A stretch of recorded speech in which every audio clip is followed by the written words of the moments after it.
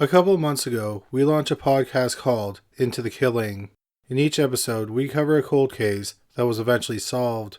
This week's episode is about a mass murder that happened in 2003 in South Carolina. The only thing more shocking than the murders is how the killer was caught. You can find Into the Killing on Spotify, Apple Podcasts, iHeartRadio, and anywhere you find great podcasts. Before we get into today's video, we want to bring you a word from our fantastic sponsor, Magellan TV. When it's cold and I'm stuck inside, I love finding a new documentary to watch. That's why I love Magellan TV, because there's always something great to watch. One true crime documentary that I really enjoyed is called The Chair. It's a fascinating documentary about the first execution via the electric chair. While the crime, the criminal, and the execution are discussed, it's also an examination of the rivalry between Thomas Edison and George Westinghouse. It's amazing how much information they cover in the hour-long documentary. Another great documentary is The Spy Who Went Into the Cold. It tells the story of an Englishman who held senior positions in MI6. But it turned out that for 30 years, he had been a spy for the Soviets. Besides The Chair and The Spy Who Went Into the Cold, there are over 3,000 documentaries to watch on Magellan TV. The documentaries are ad-free and some are available in stunning 4K. Magellan TV can be watched anywhere, at any time, on your TV, laptop, or mobile device. You can also cast from your phone to your TV. It works with many different platforms like Roku, Amazon Fire TV, Apple TV, iOS, and Google Play. Magellan TV has a special offer for criminally listed viewers. Just go to try.magellantv.com/criminally-listed and you'll get a month for free. Find something great to watch and help support Criminally Listed by checking out Magellan TV. Number 3. Artak Jragatsbanyan. In September 2002, 26-year-old Artak Jragatsbanyan was living in Los Angeles, California. About 5 months earlier, in April 2002, Artak had pleaded guilty to federal healthcare fraud charges. Artak had owned a medical supply business. In a billing scam, he defrauded the state of $353,000. As a result, he had to serve 10 months in a halfway house in Hollywood. He was only allowed to leave the halfway house to go to work or church. After his conviction, he got a job as a plumbing apprentice. Artak's wife, Ani, was pregnant, and Artak was understandably concerned about her. So he would go check on her. She lived in a bungalow in North Hollywood. Beginning in August 2002, a man started meeting with Artak. He told Artak that he was an investigator with the halfway house. He knew that Artak was sneaking off to visit his wife. He said he wouldn't tell the authorities if Artak paid him off. The man had also been tailing Artak. He told Artak specific times he saw him walking and getting in and out of his car. So Artak started paying the man off. In total, he paid him several $100s. On the morning of September 6, 2002, Artak was at the bungalow. Ani had gone out to get them some breakfast. Soon after she left, the blackmailer knocked on the door and Artak let him into the bungalow. He ended up shooting Artak several times in the torso, killing him.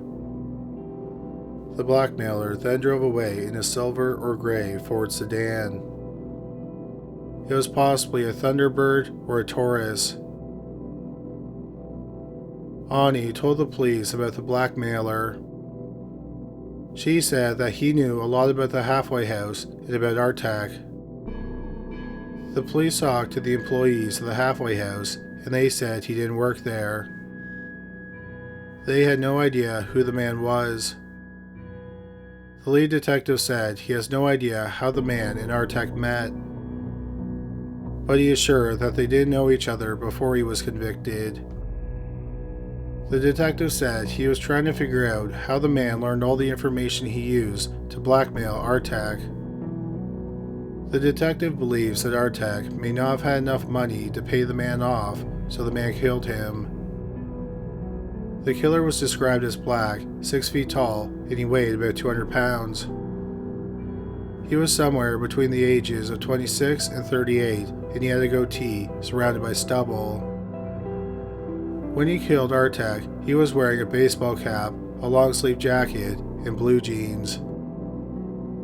The detective thought he might be blackmailing other ex-convicts. The man has never been identified, and the case remains cold.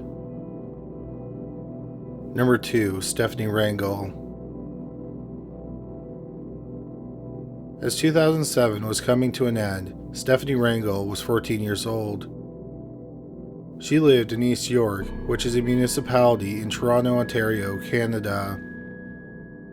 Stefanie was called a born performer by her friends and family.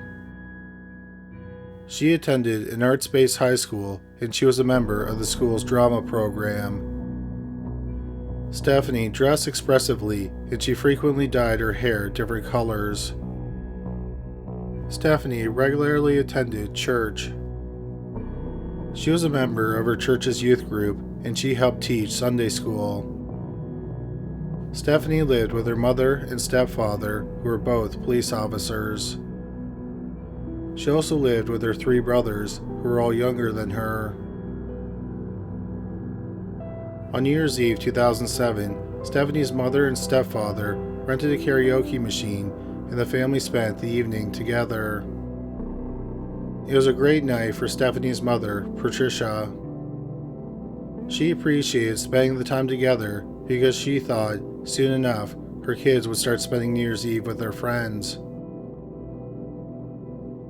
New Year's Day was a typical day in the family's home. Stefanie went over to her friend's home for a bit, but she was back home by the early evening. At 6:08 p.m., she was at home in the kitchen eating Doritos. Then Stefanie got a call on her cell phone from a blocked number. She thought it might have been her ex-boyfriend, a young man named Steve, whom she had broken up with 2 months earlier. The caller repeated to her to come out and meet him.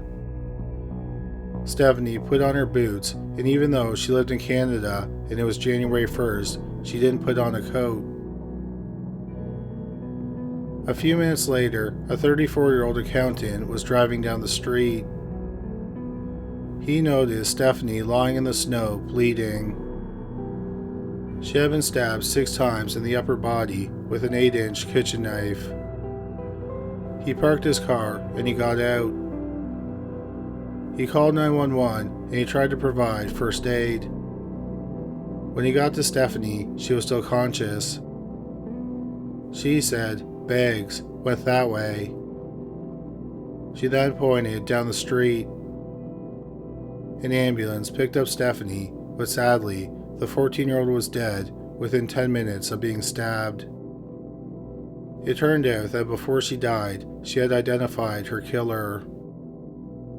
Beggs was a 17-year-old boy named David Bagshaw. 2 years earlier, when Stefanie was 12 and Bagshaw was 15, they dated for a short while. They would do things like meet in the park and go out for lunch. Then one day he left a message on the family's voicemail saying that he'd like to become more intimate with Stefanie and he wanted to get into oral sex. Stefanie's mother heard the message and made Stefanie break it off with Bagshaw. David Bagshaw was a troubled young man. When he was a toddler, he was diagnosed with ADHD. He had behavioral problems in school, and he was disciplined several times for being too aggressive. In junior high, he started skipping classes. He was suspended several times for fighting and swearing. He was arrested when he was 14 for assaulting his mother. The charges were dropped because he attended anger management classes. At some point, Bagshaw's parents split up. Through a lot of his life, Bagshaw switched back and forth between his mother and father's homes. When he was 15, he lived in a group home for 3 months. In March 2007, 17-year-old Bagshaw started dating 15-year-old Melissa Todorovic. Todorovic came from a stable household. Her father was a mechanic and her mother was a nurse at a cookie factory. The family took tropical vacations and they owned a cottage. Bagshaw and Todorovic had a rocky relationship. Sometimes Bagshaw would hit Todorovic. He also cheated on her. Todorovic was incredibly possessive, and she even installed spyware on Bagshaw's computer. Shortly after Todorovic and Bagshaw started dating, she learned that he had once dated Stefanie. Bagshaw told her that he thought that Stefanie was pretty. This made Todorovic very jealous. Stefanie knew one of Todoric's cousins. She told Todoric's cousin to watch out for Bagshaw. He was flirting with her and other girls even though he was dating Todoric. The warning got back to Todoric, and this only made her hatred for Stefanie more intense. She decided that she wanted Stefanie dead. Over the next several months, Todoric harassed and pestered Bagshaw to kill Stefanie. On October 20th, 2007, Bagshaw went over to Stefanie's house and had her come outside. He told Stefanie that Todoric wanted him to stab her. He threw his phone on the ground and said that Todoric would be calling. He told Stefanie that when she called, she should answer the phone and tell her that she had stopped him. Bagshaw then left. Stefanie told her mother, Patricia, about the incident. Patricia called Todoric and told her to keep away from her daughter. Todoric was defiant and told Patricia that Stefanie needed to stop spreading rumors about her.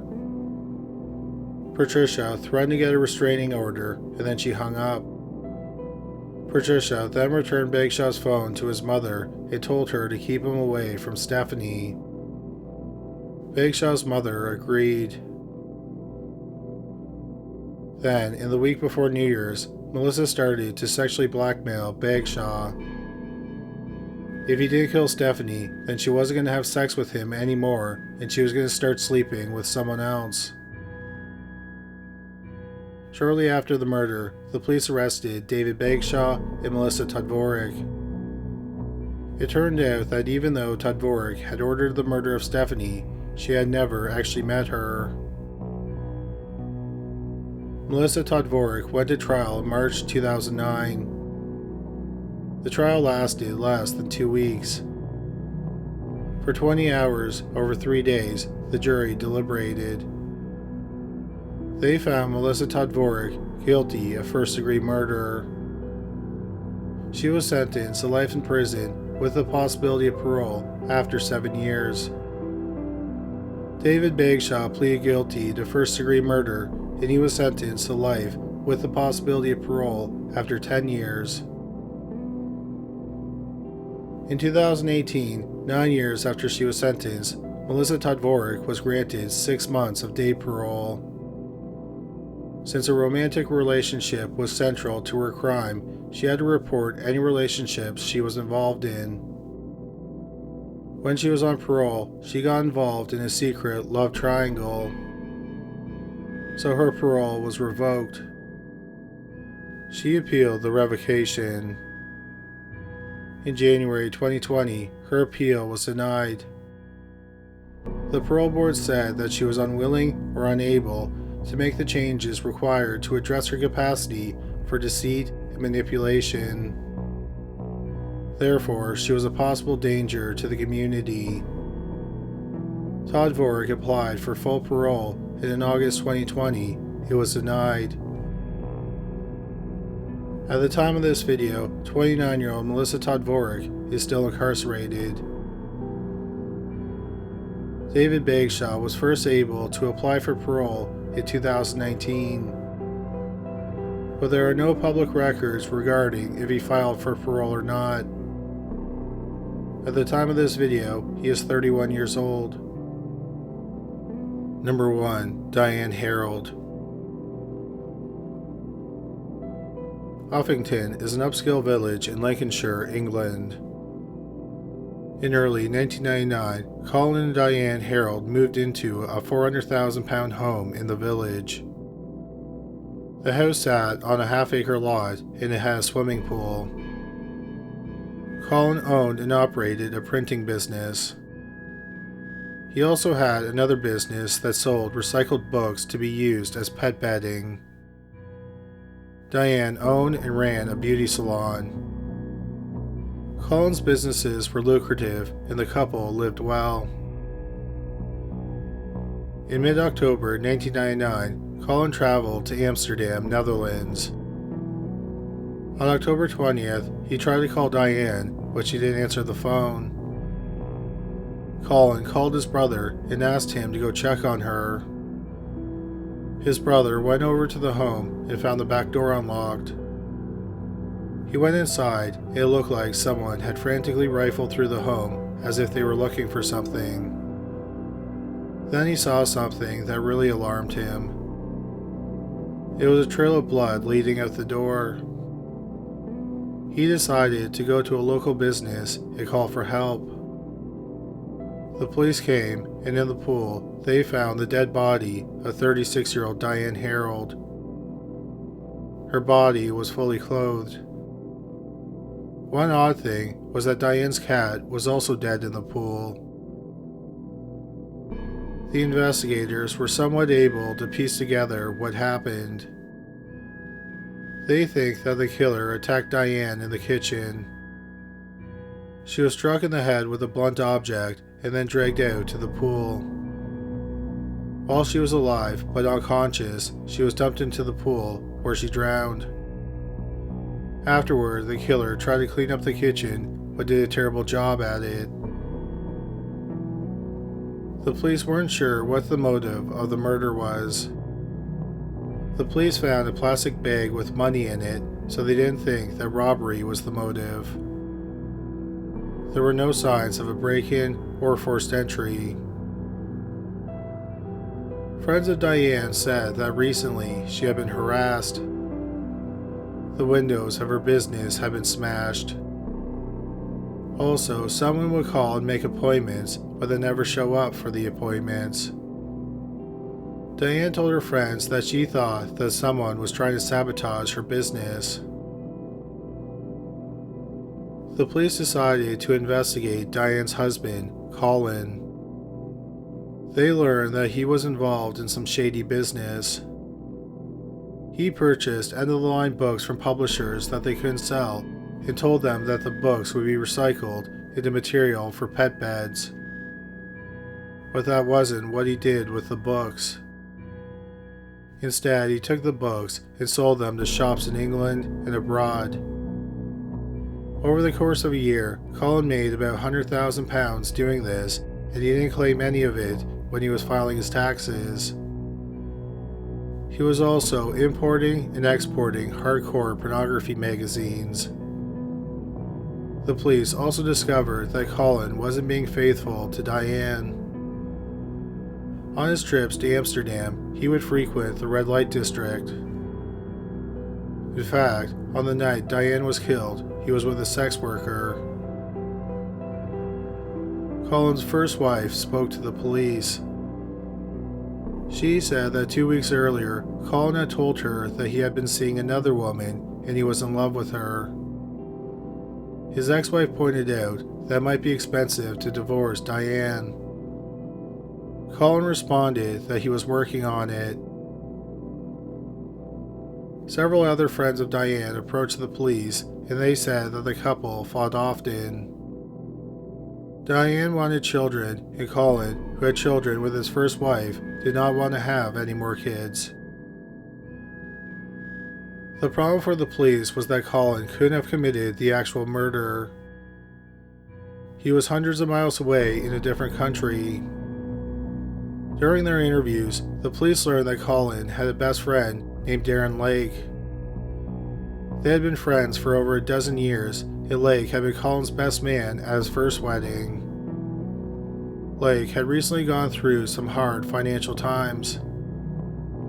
He had lost a series of jobs and he was in debt.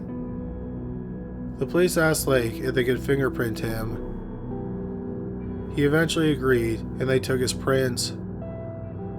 In the kitchen of the Herald's home, the police found a plastic bag with some cash in it. The police thought that the killer collected the cash from the house, put it in the bag, but left it behind in their hurry to get away from the crime scene. The police found fingerprints on the bag. It turned out to be Lake's fingerprints. The police concluded that Lake killed Diane at Colin's behest. The police searched Lake's apartment and they found 2 letters that were hidden. In the letters, Lake admits that Colin had him kill Diane. Both Colin and Lake were arrested on November 12, 1999, a little less than a month after the murder. In custody, Darren confessed the murder and he said he did it at Colin's request. Colin Harold went to trial in July 2000. The star witness was his best friend, Darren Lake. Lake said that Colin wanted to leave Diane because he didn't find her attractive anymore. Also, her business was financially draining him because it was losing money. Colin said that he didn't want to pay for a divorce. About 6 weeks before the murder, Lake said he was doing work on Colin's house. Colin had him come out to the pool. Lake said that Colin offered him £20,000 to kill Diane. Colin said it would be easy. All he had to do was hit Diane in the head and push her into the pool. Everyone would think it was an accident.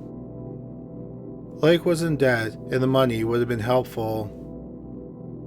Lake said that before he could answer, Colin pulled out a decade-old photograph that he didn't know existed. 10 years earlier, Lake and Colin went on vacation to Tenerife, which is part of the Canary Islands. One night after Colin had gone to bed, Lake was out drinking with 3 men. Lake said that he became very intoxicated. Then he and 2 of the men went to a nearby beach.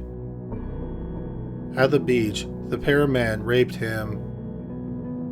Lake said that unbeknownst to him, one of the men took a camera out of his jacket pocket and photographed the rape. He then put the camera back in his jacket pocket. After the rape, Lake explained away his cuts and bruises to Colin by saying he had fallen down a flight of stairs. When they returned home, Lake gave his camera to Colin and asked him to get the film developed. He had no idea that there was a photograph of him being raped by 2 men on the roll of film. Colin obviously saw the picture and he kept it.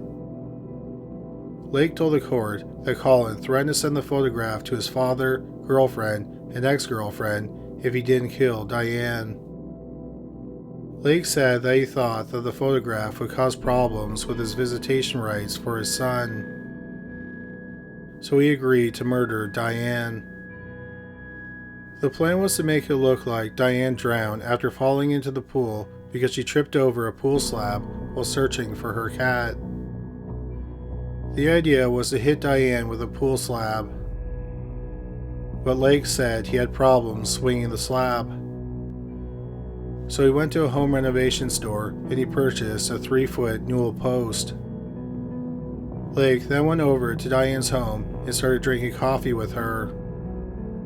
Lake said that the plan fell apart when he struck Diane with a post. This caused the blood to splatter everywhere. After hitting her, he dragged her out to the pool and pushed her in. The problem was that the blood in the kitchen made it clear that it wasn't an accident. Lake said he went to a supermarket and purchased some cleaning supplies. The bag that had his fingerprints on it was from the supermarket. He then went back and tried to clean up the blood, but he didn't have much luck. Colin's mistress testified. She said that she had sex with Colin in his marital bed just weeks before the murder. Colin Harold testified on his own behalf. He admitted that he had been involved in some shady business practices, he dodged paying taxes, and he had met with prostitutes on several different occasions. But he called Diane his soulmate, and he said he had nothing to do with her murder. He claimed he didn't blackmail Lake, and he said that the photo of him being raped simply didn't exist. The trial lasted for 10 days. Then the jury deliberated for 9.5 hours. The jury ultimately found Colin Harold not guilty of all charges. Since he was acquitted, he could never be charged with the murder of his wife again. He was also eligible to receive all her life insurance payouts and inherit all her possessions and money. Minutes after Colin was acquitted, he walked out of the courtroom a free man. When the judge was sentencing Darren Lake, he said that he believed Lake, and what he said was probably essentially truthful. Minutes after Colin left the courtroom, Lake was given 2 life sentences for murder and conspiracy to commit murder. After his trial, Colin continued to date the woman he had been having an affair with when Diane was murdered. He continues to live what is described as a life of luxury. That's all for today. Thank you so much for watching.